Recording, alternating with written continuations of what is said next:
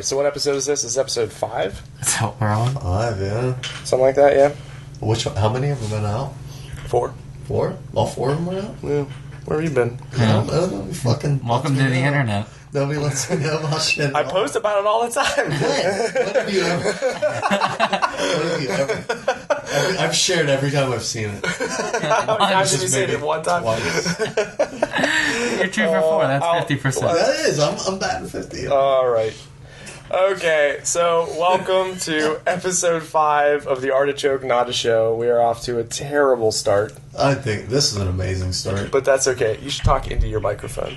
Just make sure you're using that. You're always just like freewheeling it. You're just like out there, and Nick has to mess with the levels for 45 minutes to get it going. That's good. So while we fight about the microphones, real quick, our first announcement: we were successful on Indiegogo for Super Brazilian Jiu-Jitsu Dojo Storm Championship Edition. Yeah. I don't want to think about what's happening to the mics right now. Live studio audience right here at the Artechoke Ranch. Artechoke Ranch, Artechoke Cabin? Yeah, that's good. Something like that? Okay. Artechoke Lake House? Artechoke Lake House. Artechoke Cabin. That made so much sense. Anyways, so thank you to everyone that supported us. We're really excited about getting this game made. So we're aiming for a September release. So we're going to try to fulfill all of our perks right now. And my cat is playing with a bottle cap, and Nick is really excited about it. So it's been a long day. We'll talk about why it's been a long day here in a second. So just right off the top of our heads, I want to say thank you to our sponsors that we picked up for the show. Inverted Gear, Jiu-Jitsu Magazine, Q5 Supplements, and Origin all jumped in to support the video game, so that's awesome. And then Polaris, of course, and Scramble have also been supporters from the beginning, so special thanks to them. And then Galakoto, Open Radio have been supporting us as well. So awesome. Really happy that that game is happening. That's great. So news going on for us recently. Nick competed today at Naga, Pittsburgh. Mm-hmm. How'd that go? It was fun. I had a good time. I competed at Blue and Intermediate, and it was a good turnout. I wish I'd had more people in my division, but that's kind of the bummer at the lighter weight classes locally. Locally, it's tough. Yeah. It's real tough, especially around here. The scene's not... It's grown a lot in the last 5 years, absolutely, but it's still not... it's not Miami, and it's not L.A., that's for sure. Right. Yeah. So how did Nick do, Mike? He murdered it. Okay. He didn't have a single point scored on him. And he submitted every single person he went against. Because Nick's not going to talk about himself. No, he's not. Nick's not going to talk about himself. So we're going to make Nick splice in footage of some of his competition stuff right now as we talk about it. So Yeah, how did Nick murder people? However he wanted, really. He played his game. He pulled guard before anybody could actually take him down, and then he worked whatever he wanted to. Really, I mean, it was flawless victory. Let's put that in. Flawless. It was good. Yeah, nice. He looked good. He was on point. Congratulations, Nick. Thank you. Congratulations. Yeah. Thanks. Congrats, man. You killed it. Very cool. All right, well, make sure you put some of that highlight footage in here. Or at the end of the show, either way you want to do it. We want to show off all the hard work that Mike and I have done from the couch to make this happen. I love that it's all about you guys. It is about us. Everything. It is about us. Yeah, this is how it works. Living vicariously. Yeah, we are living vicariously through you. Okay, so let's move right along here to our first piece of news. Did you guys hear about the new Metamoris Pro Challenger Series? Yeah, one's coming to Pittsburgh.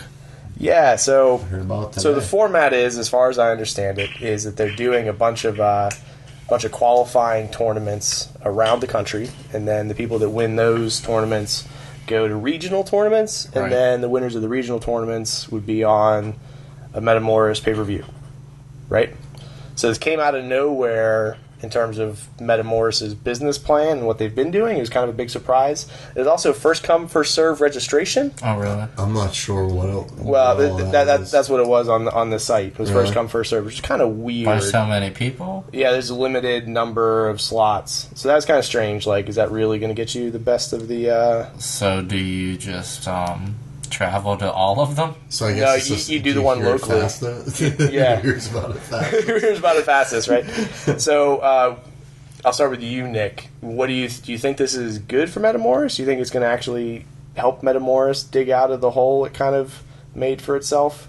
I don't know. I think it's a weird thing. Like, I kind of want to watch the best people compete. I mean, I'm open to whatever, but how many amazing people are there, like, in Pittsburgh that aren't heard of? You know what I mean? Mm-hmm. You know what I mean? Like, if they're not traveling here to try and win, like, an easy ticket, like, how many amazing people on that level are here around here or in some of the other cities that you haven't already gotten a beat on, right? Yeah. Yeah, I mean, even in some places, even in a major jiu-jitsu hotspot like in LA or something like that, you kind of know. Let's right? just say like Pittsburgh brown belts. How many of them are there? Yeah, Pittsburgh brown belts is per weight class. You know, Unless a pretty what are shallow they pool. doing is to make money? Because I think I heard somebody just say today at the tournament that there was $150 or something. So, see, I didn't see registration fees. That's interesting. That's just what I heard somebody say. I don't know if that's true or not, but to just make money, you know what I mean?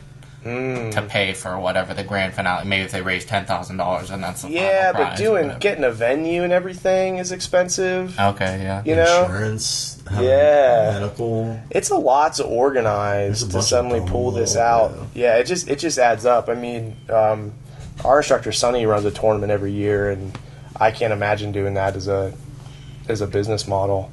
Like, it's just looking at what they have to do to organize is the most stressful thing in the freaking world. Yeah. There's just so much to keep track of.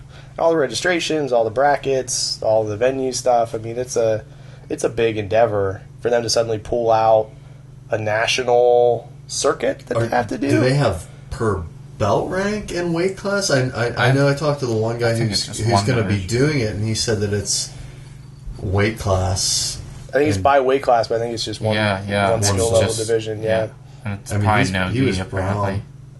It's probably no-gi, right? I'm sure I think we all can assume. It's probably I'm looking it up now as we talk through it. Yeah. But yeah, so with the first come, first serve, how are they going to get enough people? It's $125 to register is what it says. Spots are limited to 16 people per weight class per location, no exceptions. Our online registration system is built to work in real time and works on a first come, first serve basis. This is cutting edge internet technology. Wow. It works in he told me he has no idea where it's at or where it's going to be yet either. The finals are November 6th through 8th, and each champion that takes first place in their weight class earns a $10,000 cash prize and a Metamors Pro contract, which equals a spot to compete in the 2016 International Challenger Championship. So, yeah. They recently had one for the pay-per-view, right? That was like the beforehand. Well, they did like opened up something for someone. They did like a tough-esque, the Ultimate Fighter-esque kind of like round robin elimination thing, right? Was that on their website? It was through their like their video subscription. Thing. All right. Yeah. I only watched like the first one a little bit. It's a cool idea. It was all big people, and not to knock on big people, but I don't enjoy their jiu-jitsu as much, so I didn't kind of follow it. Yeah, that's tough, and I'm not seeing the exact location they're going to do in Pittsburgh. Did you I mean, I don't want to take us off, but did you do the solo one? Did you watch any of the BJJ library one? No, I didn't. No. I watched like the first one. I just want to follow it a little bit because AJ Souza's on there. You have to have a subscription to see it? I don't know. I seen the first one and it was just open for anybody. But I don't know if the other ones you do need it. I don't think you do though. BJJ Library is a pretty cool subscription service. What's neat about what they do is they bring in a lot of other instructors versus just like an MG in action kind of thing. Like a seminar thing. Yeah, it's pretty neat. It's pretty neat. But yeah, I didn't even know they were doing that. It's hard to keep track of all of it. Yeah, but they're doing like their own little reality show, and I guess BJJ Library then sponsors one of them, or Solo, or well, Solo, I think he owns BJJ Library. Right. Yeah, and I think they're giving like a serious sponsorship to whoever wins that contest or whatever. Interesting. But it was cool. It had like different challenges, like they were hanging on ropes and stuff, like to test their strength and weird things. But it was a little different. Yeah, it's cool. Mix it up a little bit. Well, because Lloyd Irvin did something like that not too long ago. Well, it's probably been a couple years now. Yeah, time flies weirdly in jiu-jitsu. You don't realize how much time has passed. Yeah, I mean, I wish there was more of it, but at the same time, it's hard to give it all attention. There's so many good guys, right? Yeah. It's really tough. That's what I think. Really, like I mean, that Lloyd Irvin one, those brown belts that he had showcased in there. Now, like, a lot look of them, where they're at. A lot now, of them came out. Yeah. A lot of those guys. But then some of them kind of like died off too. I mean, that's going to happen wonder. no matter Two what. of them some are of on them. that solo show. All right. AJ Souza and another Luke, I think. He's a bigger guy. I think he's over from across seas somewhere. But So what's the format for the solo show? You said they do like challenges and stuff. Does that? I literally only watched like 15 minutes of it, but it seemed cool. It's something I gotta make it back to. But One day. it looked really cool, and I don't know. As far as I've seen, there were different challenges, like they had to hang on the ropes, and then I had to hold close guard like on somebody, like, and hold themselves up without any grips, like to test who could do that the longest. Weird. Yeah, it was kind of. Solo's really into that fitness kind of stuff too. Like, Yeah, but they had like Exande do it or whatever, and then everybody had to try and beat him, and yeah, Sanju's pretty tough. AJ says it blew them all out of the water. Just this 20-year-old black belt. There's a bunch of freaks, man. Bunch of freaks. Well, I'm curious to see how the Metamorphs thing evolves. They had so much bad press, and they seem like they've bled so much money. I don't know if it's going to save them. It's hard at this point. So where do you think they're going as an organization? I think they're just throwing a bunch of stuff at the wall at this point, trying to see what sticks, right? Because they've done they did the pay-per-view model, and they tried to do like the live audience thing, and that apparently didn't work for them because they cut the live audience out, and they had a bunch of snafus with the pay-per-view side of things, just with the way they were treating fighters and trying to handle contracts and stuff. Right. Whirlwind of bad press, and then all the shit that Halleck talked in terms of women and things like that was also not great for the organization. So now then they launched the video subscription service, which is like, well, why am I going to pay this money for no content? And then they have all these qualifiers now, which I guess is a bid to get more content for the video subscription site. But it almost seems like filler. Just but like, so filler. what am I going to see that I don't see on YouTube? Yeah. You know what I mean? Like, I'm all for competition pay-per-views. Like, those are interesting to me. But I'm not going to pay to watch a bunch of regional guys in Albuquerque or whatever compete. Right. I could see that on YouTube any day of the week from Anaga or even Five Grappling. A lot of Five Grappling stuff ends up on YouTube after their pay-per-view stuff. Like, Like, got some good fights coming. yeah.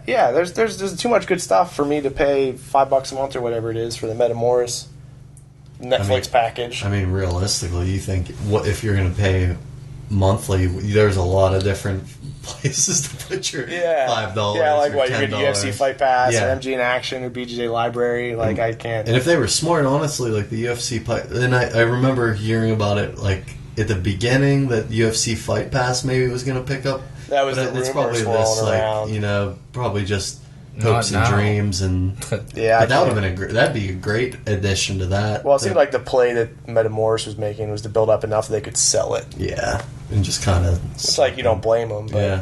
jeez. because I think even the Fight Passes have like Titan FC or something. now, They too. picked up a lot of small Yeah, like, organizations. even- Victa and all that. Yeah, that's good. I mean, that's good for those guys. Yeah, too. and for the Get some of that price you extra pay, little bit. yeah, absolutely. But yeah, the Metamorphs, it needs a little bit more. Yeah, it's not quite there. Mm-hmm.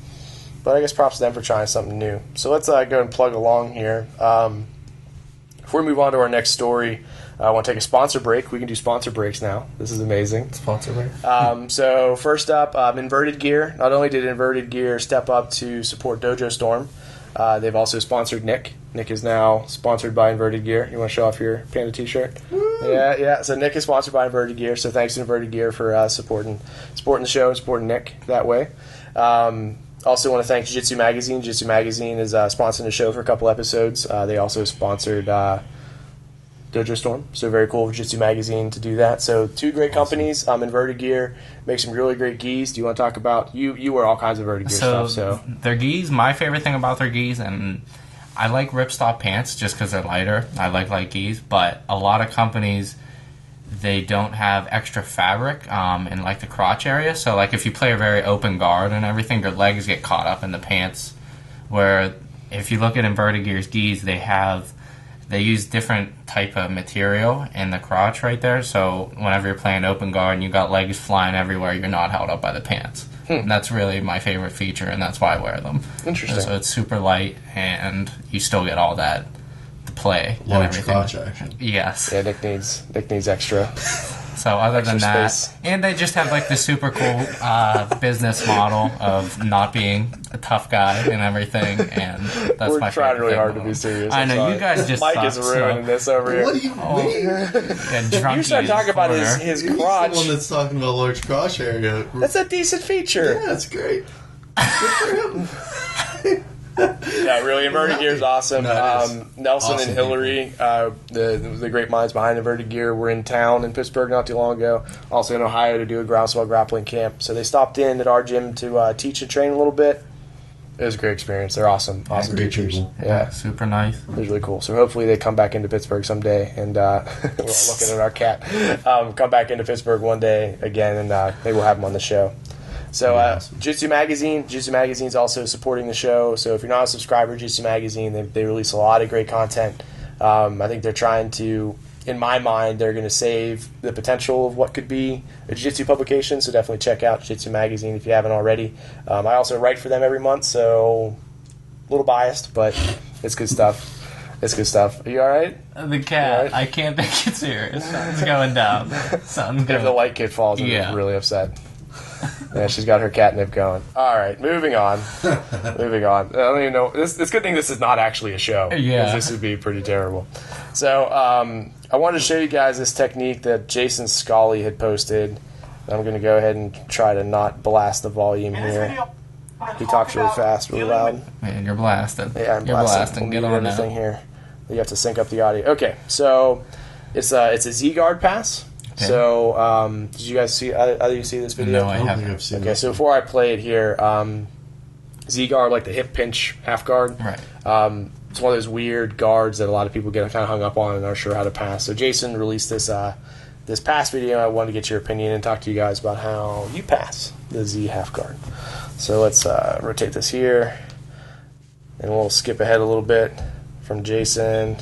He likes to talk. Okay, so this is about 14 seconds in, Nick, so that you can edit this. Okay. So this guy's playing a high Z half guard.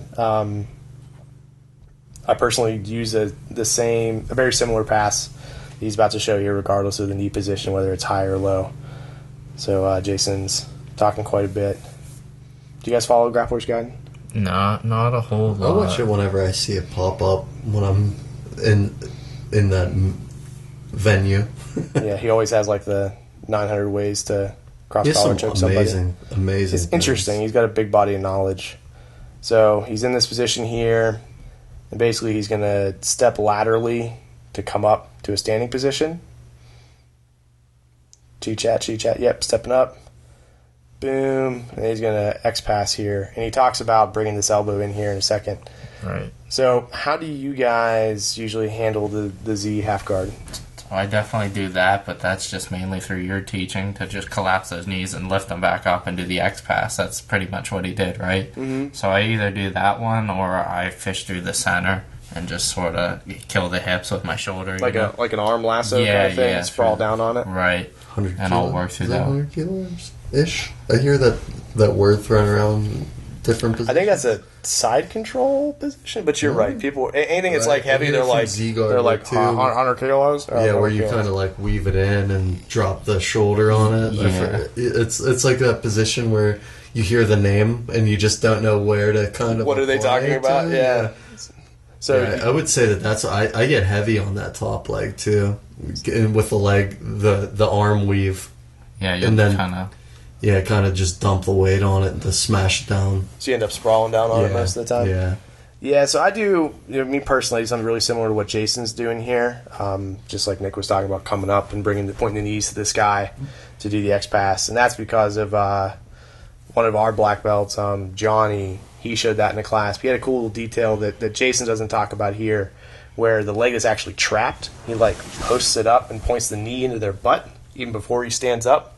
So that way, as you stand up, that knee pops between their legs nice and strong to your elbow versus just kind of kneeling on it and then kind of hopping up. It's an interesting little detail. It's made it super awesome for me, really super effective, like that pass. Anytime I sprawl, I just get wrecked. Like it doesn't work for me. Oh, I have a hard really? time coming down on it. It's just never been a good finish for me. Yeah, Johnny showed that stand up and cross knee or X pass through it, and it's pretty game over.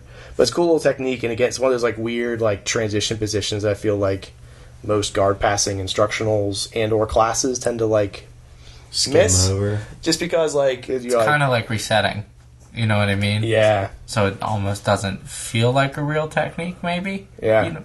Yeah, it's like kind of in between a little bit. Right. Yeah. No, I agree. It looks like that position he gets to there has a lot of potential for passing. Yeah, when you stand up, so on the Reddit comments for this, people are like, well, what if they lock their ankles? And it's like, well, if they lock their ankles, you can just back into that cross knee again. Just drop in. Marcelo shows that in his advanced jiu-jitsu book. And I picked up a lot of cross knee stuff there. So that was another big influence here. So that, that Z half guard is a fun position, but it definitely frustrates the hell out of a lot of people. Do you like to play that as guard? Yeah. Do you like to play it, or do you just use that as a means to stop, like, when somebody tries to knee cut? So, it's a means to stop for me. So when I get that Z half guard knee, that knee position in, right. I'm either getting back to an open guard, which means butt scoot for me, or I use that Z half to actually drop my butterfly hook in. Because, like, butterfly hook is just my obsession. It's the only thing I know how to do. Okay, so you just... Yeah, so I get that knee across and I point it up, almost like I was doing like an open scissor kind of position. Gotcha. Then point it up, I can drop my foot down between their legs and get that butterfly position. Because butterfly guard's like the only thing I know how to do at this point in my career. It's just like, if I get a butterfly hook, I feel safe. So I'm always looking for that butterfly hook. Do you play the Z half guard very much? I like the Z to like all the G roll stuff. That's kind of G-roll stuff. What is G-roll stuff? That you'd have to look it up. It's too hard for me to describe. Really, it's Z, but you basically belly down and walk yourself backwards with your hands into them and knock them over. So you lock your legs in the Z position. But then there's even you can dive under. Yeah. I mean, there's really. But like, basically, you're bellying down into the mat. Who's this from? This one I wish brown I could belt. remember his name. I don't know. He was on the EBI too, and he used it successfully. Alex Eklund? Maybe. I believe you. It's just G-roll. So he put out like an hour and 20 minutes. Yeah, and he was he put out the whole entire thing online, and the one EBI he uses it. I mean, he used it like he crushed with it. So that's him. Yeah, that's it. I'm looking to find the video here. But honestly, I've been using that a lot from okay, so I'm at like 9 minutes 22 seconds, just for Nick's own reference. So he's handstand walk, and it says like a waterfall position now. Yeah. Depending on how the leg, if they post the leg, you can dive underneath. But I would probably say like 3 minutes in, he shows where he goes from Z guard and goes to almost like a push up position and just backs into them, and it sweeps them over as well. So that's where like for the most part, using it without people seeing it, you're going to run into the first part where he kind of just goes to the push-up and you get to push him. You just kind of blow him over. Right. And not too many people know where the foot post. It's like... They don't know how to post from out of that position when you just walk back into them. Yeah. Like just how to keep their base. Right. Yep. And when they figure out the base work is then when the whole basically where his system evolves is with... I feel like it's more like reps. You putting reps on people when they see it, and when they see it, they realize, like, okay, I need to do something different. Right. And when they do something different, if they post, that's when, like, a lot of it opens up. Yeah, I'm trying to find him actually starting it here. He's doing a lot of talking. I've never seen this. Oh, really? I use this. We're at about 7 minutes here, so you start to demonstrate it. Yeah. What the heck? Yeah, I use this a lot. You get from so go ahead. No, I'm sorry. No, I was going to say he has competition footage of him doing it at like all the belt ranks. EBI. I mean, he used it at EBI. Really? He did. He was in EBI and used it successfully against people in EBI. You ever have 100%. People let you turn away like that when you have that Z guard in? Yep. They really can't stop it. Yeah, I mean, because you lock your ankles, just like you would for anything. Yeah. And it's tight. You can't break that. It's a very simple but beautiful technique. I mean, I have something new to look at here. I want to say Coyotero's guys play with it now too. I don't know if Samir's still on their team. So I wish I remembered which EBI he was in. It was 1 or 2. It was in the. I want to say it was in the first 2, and I mean he definitely used it. because I was like, oh, I remember this guy, and then he hit it, and I was like, oh shit, he just did his shit. Interesting. Like, it was kind of odd. It was almost like to see it used by him in that. Oh yeah, for real, absolutely, so awesome. So it's something that you play with? Yeah, I love it. So when you go into that push-up position, you're like hand walking back into them. You don't have any trouble getting your upper body away to turn like that? For the most part, it's a lot of people like that don't ever see it yet. Yeah. And a first-time person doesn't know how to react. Like where I feel like if you did it to somebody over and over again, they may try to sprawl heavy on you or something. But for the most part, you're Z-guard, you belly down, and as you walk back, it's too late. They're already toppled over. Weird. And there's some real cool stuff out of there too. I mean, I've even like crushes and stuff. Yeah, I've made up some back takes just kind of rolling underneath. So after Alex Elkin. Yeah. Interesting. Yeah, check out his EBI stuff too. I mean, you'll see it. You'll see it live. You get it. Cool. Well, color me impressed. I learned something new today. I wasn't expecting that to happen. I got something new to check out. Yeah, So Jason Scully his tutorial basically covers everything that you'll run into. If you watch that video, it's an hour and a half of content. Yeah, I mean that's insane. Yeah, he went serious on that. I love it when people do that. That's awesome. He put it out there so people could find it. You Yeah, know, that's what he has almost a mission statement. Like, this is it. I already figured it out. It's really cool that he just kind of took it and put it out there for people. Dude, that's the coolest thing about jiu-jitsu knowledge at this point. I think the internet helped make jiu-jitsu what it was. I think without the internet present, I don't know if jiu-jitsu would have been able to grow and evolve the way. Yeah, I don't know it pre-internet, so. So like I came into it right before YouTube hit really big. So sites like lockflow.com I used to work with, like sites like that were huge when they were just sharing pictures of techniques. Really? Like step-by-step photos of what, and people, Matt Kirtley talks about like trying to trade magazines and old VHS tapes with people to get other technique footage. That was the only way you saw something new, because you couldn't log into YouTube and see the latest tournament footage.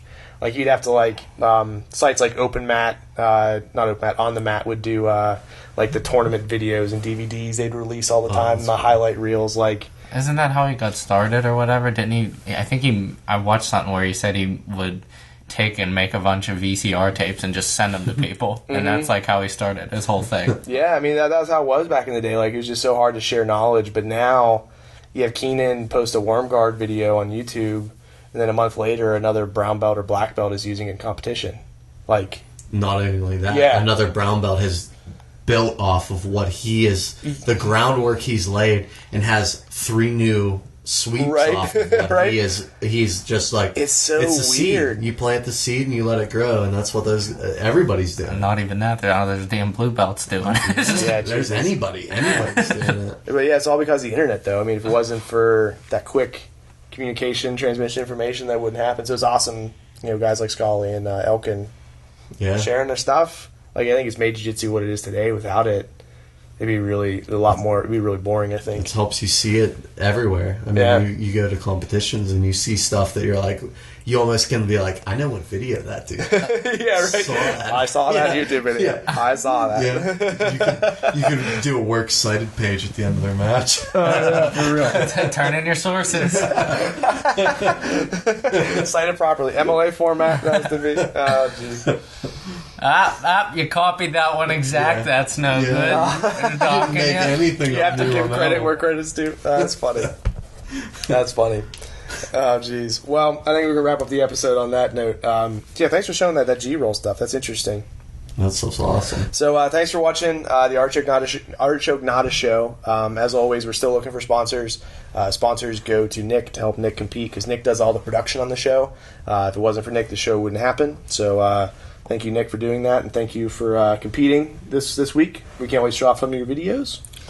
Congrats again. Yeah. Murder. All the hard work's paying off. I'm sorry I couldn't be there to see it. It's okay. I had to hold down the fort and teach classes. Somebody got to teach. Somebody got to teach. So tune in 2 weeks to see our next episode. And if you have any questions for us, or maybe we'll try like a Dr. Phil kind of thing. Yeah. If you have any questions for us about anything, or Big Jim, or it's my neighbor. Mike met my neighbor today. We'll not talk about that. So shoot us an email, artichokemedia@gmail.com, or you can tweet me at Twitter at Marshal D. Carper, and I will forward the questions on to these gentlemen. So thanks for watching, and we'll see you next time.